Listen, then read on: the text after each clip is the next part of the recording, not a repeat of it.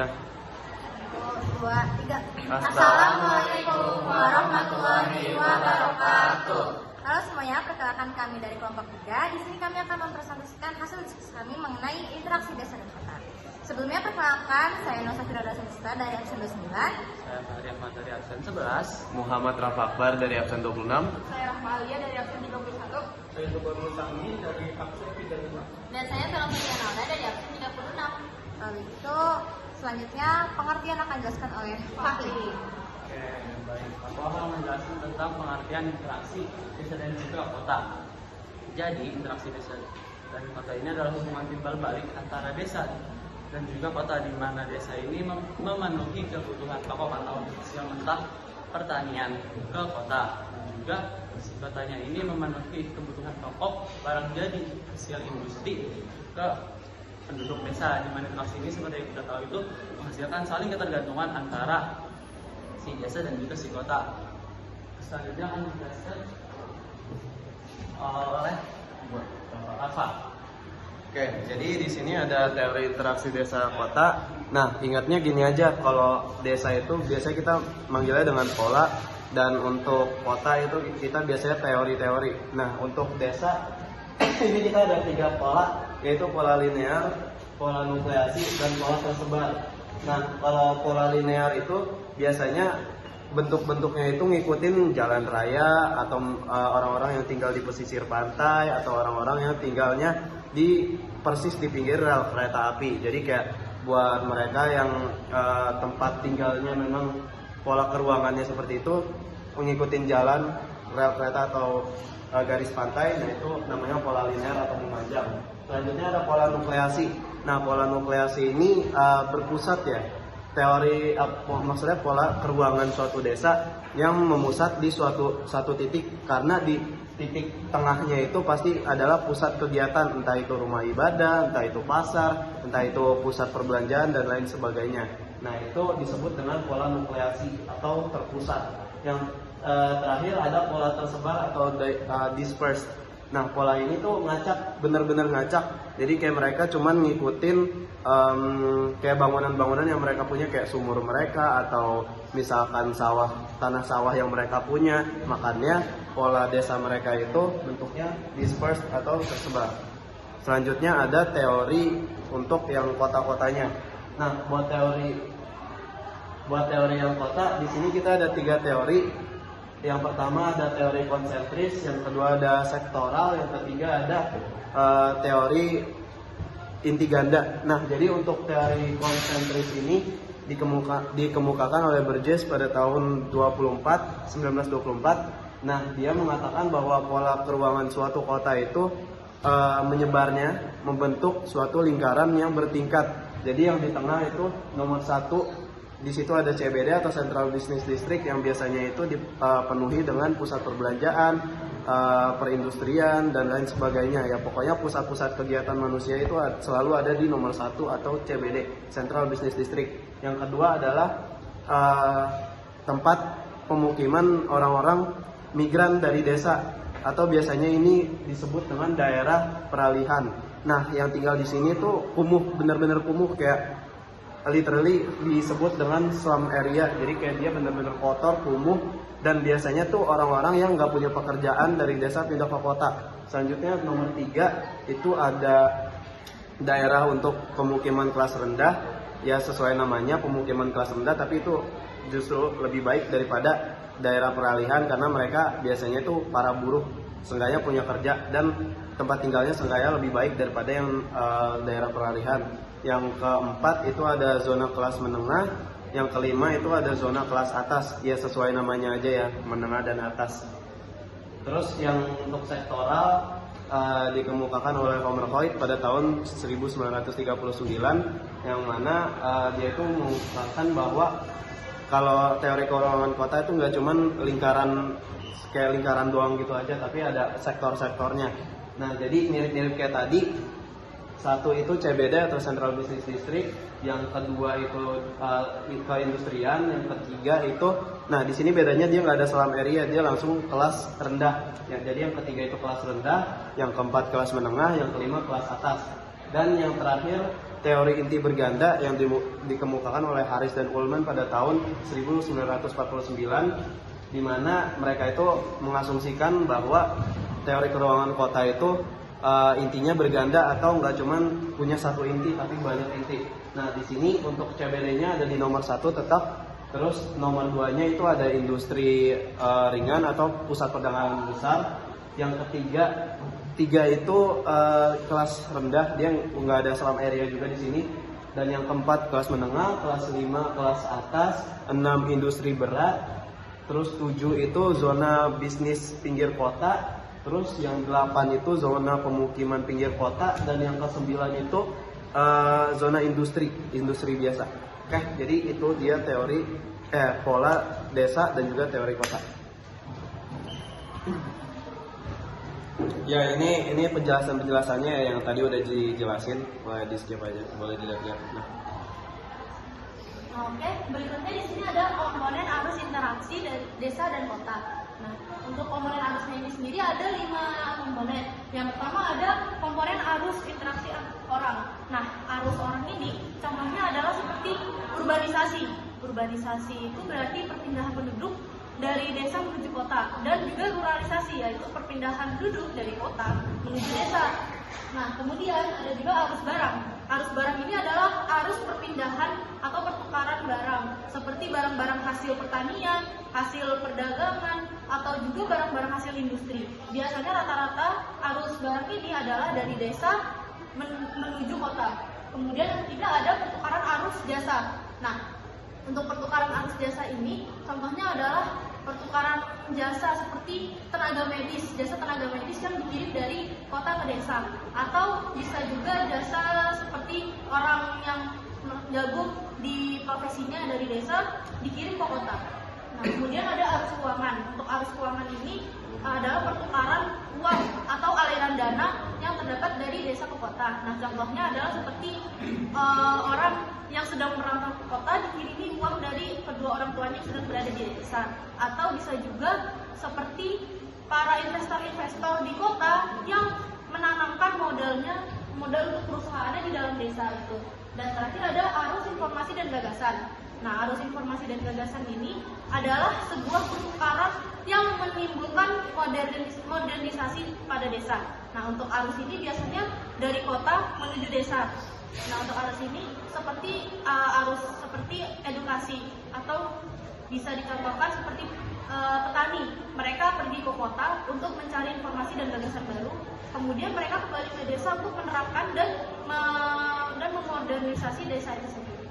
Next. Oke, selanjutnya ada faktor terjadinya. Yang pertama, komplementasi regional. Artinya wilayah saling melengkapi kebutuhan-kebutuhannya masing-masing. Ini terjadi jika satu wilayah punya potensi yang dibutuhkan wilayah lain. Contohnya ada kota Malang yang butuh sayuran, itu harus dipasok dari desa-desa Pakis. Lalu selanjutnya ada kesempatan intervensi. Artinya faktor penghambat interaksi antar wilayah. Ini terjadi jika ada hambatan, jika ada alternatif sumber daya lain yang lebih dekat atau praktis. Contohnya desa Malang kekurangan sayur, mereka mengatasinya dengan urban farming. Jadi mereka tidak perlu ambil dari luar atau dipasok dari desa-desa kecil. Yang ketiga ada kemudahan perpindahan dalam ruang. Artinya mudahnya pergerakan manusia, barang, informasi antar wilayah. Ini dipengaruhi oleh jarak, biaya transportasi, dan infrastruktur. Contohnya produk pertanian mudah dikirim ke kota Yogyakarta karena jalannya mulus dan angkutannya yang lancar. Oke, selanjutnya di sini ada dampak positif dari interaksi desa dan kota.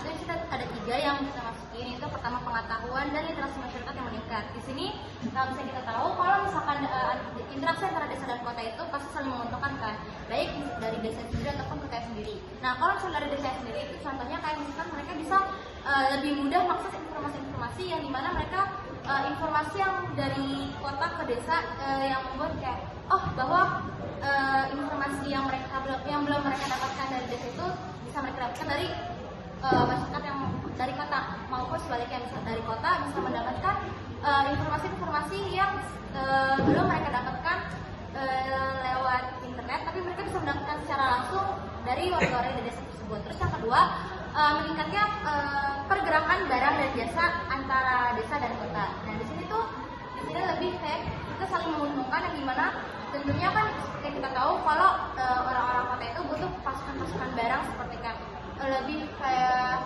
pasukan sumber daya alam yang hanya bisa ditemukan dari desa, dan maupun sebaliknya dari desa juga bisa mendapatkan pasukan jasa ataupun barang teknologi yang bisa didapatkan dari kota. Lalu yang ketiga itu kemudahan akses teknologi di desa. Nah di sini seperti yang aku bilang sebelumnya, itu tuh di desa itu kan pastinya untuk mengakses informasi lewat internet ataupun teknologi-teknologi yang mereka dapat itu sulit. Nah dengan ada interaksi desa dan kota ini justru membuat di desa itu bisa mendapatkan akses teknologi seperti internet ataupun alat-alat elektronik yang bisa mereka gunakan, contohnya untuk pertanian seperti ada yang semacam yang buat bantuin ambil padi. Nah itu bisa salah satu bukti kalau misalkan di desa itu mendapat kemudahan dari teknologi yang dapat dari kota. Jadi di sini dampak positifnya itu lebih semacam saling menguntungkan, dan ini juga saling berhubungan baik dari desa maupun kota. Nah untuk selanjutnya dampak negatif akan dijelaskan oleh Alia. Oke, last but not least, kalau misalkan tadi udah dijelasin sama nuansa ada dampak-dampak positif dari interaksi desa kota, tapi juga nggak sendiri kalau interaksi dari kedua wilayah tersebut ternyata menimbulkan dampak negatif yang harus diperhatikan bagi pemerintah maupun masyarakat sekitar.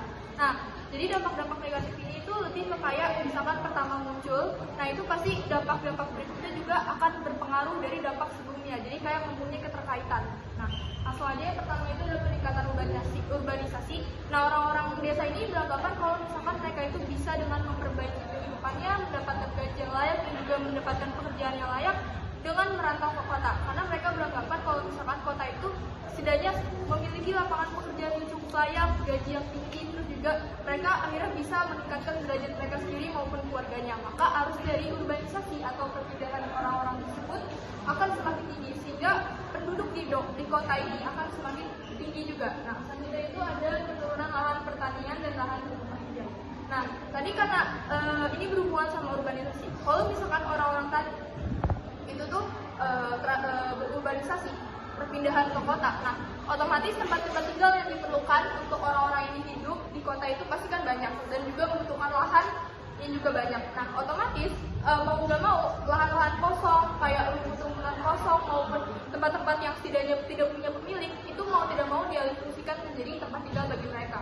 Gitu. Jadi di kota ini tuh semakin hilangnya tumbuhan-tumbuhan hijau, tempat-tempat lahan hijau, kebun, ataupun misalkan kayak tempat pertanian ini setidaknya itu masih dibudidayakan, itu bisa saja terancam hilang karena digantikan oleh tempat tinggal tadi. Makanya di kota ini banyak banget lebih ke kota-kota gedung-gedung besar, rumah-rumah susun maupun tempat-tempat lainnya yang bukan hijau karena memang sudah digantikan alih fungsi lahannya.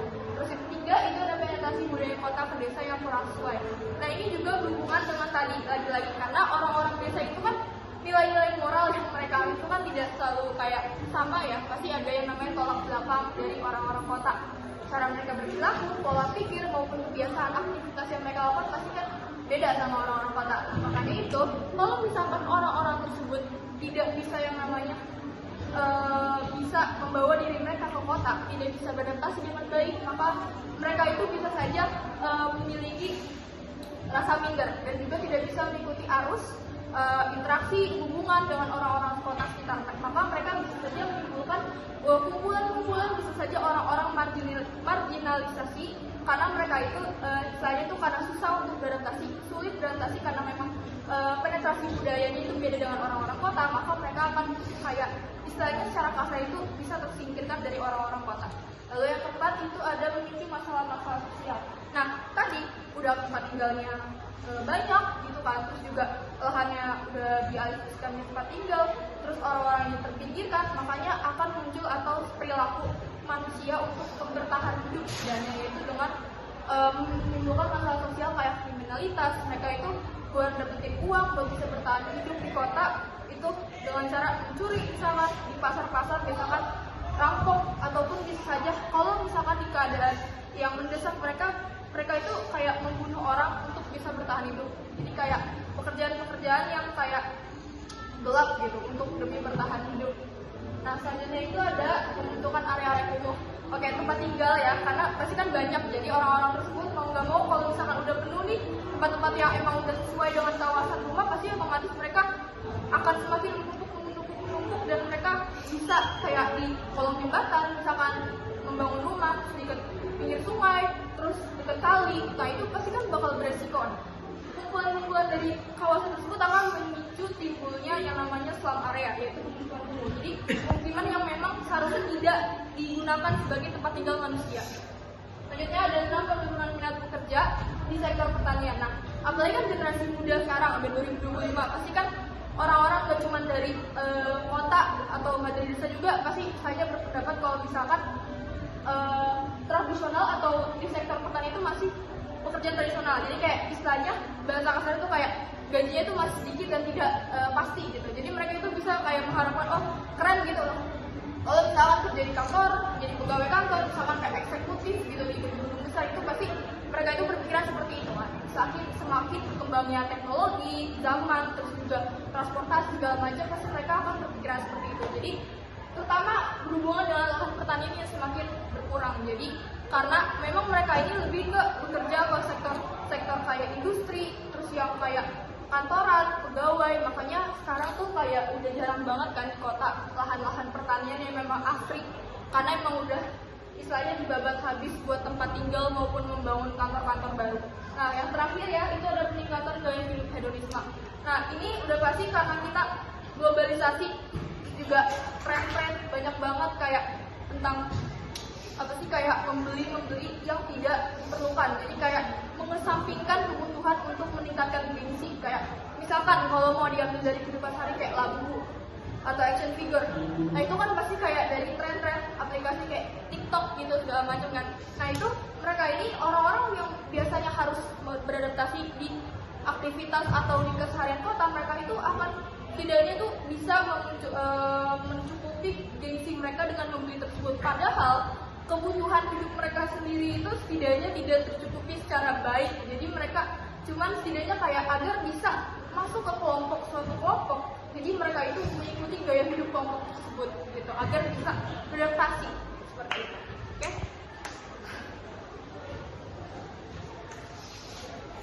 Kemudian di sini ada video YouTube dari materi interaksi desa dan kota. Video ini adalah sebuah film pendek yang dikeluarkan oleh BBGTK dari Provinsi Jawa Timur. Jangan lupa nanti dinonton ya Ibu, ada linknya di PBG. Oke. Sekian dari kelompok kami. Arigato gozaimasu. Ya, terima kasih. Kurang lebih mohon maaf. Wassalamualaikum warahmatullahi wabarakatuh. Bankai tenkai. Kamsahamnida.